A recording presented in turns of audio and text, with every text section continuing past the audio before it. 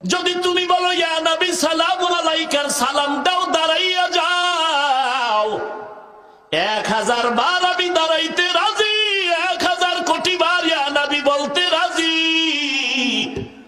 তবে আমার কথা হলো, নবীর রেখে যাওয়া 10 লক্ষ হাদিস এই জমিনের মধ্যে আছে কম বেশি। এই হাদিসগুলোর মধ্যে একটা হাদিস পারলে দেখাও, সহি লাগবে না জয়ীফ, সহি হাদিস লাগবে না, জয়ীফ হাদিস দেখাও। কোন হাদিসে নবী বলেছে ইয়া নবী সালামু আলাইকা বলে আমারে সালাম দাও? যদি একটা হাদিস দেখাইতে পারো, 1000 কোটি বার আমরা দিব।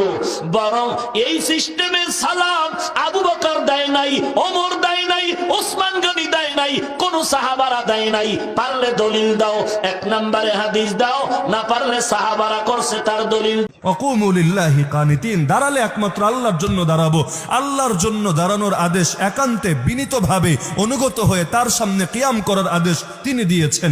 আমাদের আগ বেড়ে বেশি পণ্ডিতি করার দরকারটা কি? ইসলাম তো আমার বাপের সম্পত্তি না যে আমার নিজের নতুন করে ব্যাখ্যা করা লাগবে। আবু বকর যেই কাম করে নাই, তোমার করার এত এসকো জাগলো কেন? আবু বকরের চাইতে বেশি পীড়িত হয়ে গেছে নাকি? নবীর জন্য আবু বকর যা করেছে ধারে কাছে করছো জীবনে। এক আবু তালেব যা করেছে তাও তো করতে পারো নাই, তা আবু বকরের চাইতে বেশি ভাব দেখাতে আসার দরকারটা? ওই ব্যক্তিকে আল্লাহ অভিশাপ দেয় যে ব্যক্তি নিজে বেদাতি কর্মকাণ্ড করে অথবা কোনো বেদাতিকে আশ্রয় দেয়। আজকে থেকে আমাদের অঙ্গীকার, আমরা বেদাতি কর্মকাণ্ড নিজেরাও করব না, আর কোন বেদাতিকে আমরা আশ্রয় দিব না ইনশাআল্লাহ।